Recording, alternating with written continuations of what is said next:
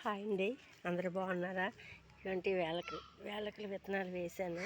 ఈ విత్తనాలు నానపెట్టి 3 రోజులైంది. ఈ రోజుకి ఈ వేలకల విత్తనాలు వేస్తున్నాను గోళాల్లోని. చూడండి, ఈ యాలకులు వేస్తున్నాను. ఇది మళ్ళీ మొక్కలు పుట్టేటప్పుడు మొలికెచ్చేటప్పుడు మీకు మళ్ళీ చూపిస్తాను. ఏంటండి, యాలకుల విత్తనాలు వేస్తున్నాను. అన్నీ అందరూ బాగున్నారా? చూడండి, వేలకల విత్తనాలు వేస్తున్నాను. ఇది అలాగా 2 వేసి చెప్పున ఒక్కొక్క దీంట్లో వేస్తే ఈ మొక్కలు మొలకలు ఎత్తాయి. 3 రోజులు నానపెట్టానండి. నానపెట్టి తీస్తే ఈ మొక్కలు ఇలా పుడతాయి అన్నమాట. అంతకుముందు వేసాను, అది కూడా చూపిస్తాను. మొక్క వేసాను కదా, ఆ మొక్క బ్రతికింది. వేలకలు బ్రతకడం అంటే చాలా కష్టమే, కానీ బ్రతికింది వేలకలు. చూడండి, వేలకల మొక్కలు వేసాను అన్నీను.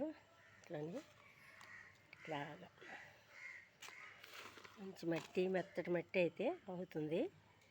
చూడండి, యాలకుల మొక్కలు వేసానండి. ఈ విత్తనాలు వేసాను. మొక్కలు వస్తే మళ్ళీ మీకు చూపిస్తాను. చూడండి, అంతకుముందు వేసాను కదా మొక్క, యాలకుల మొక్క పుట్టింది అని వేసాను.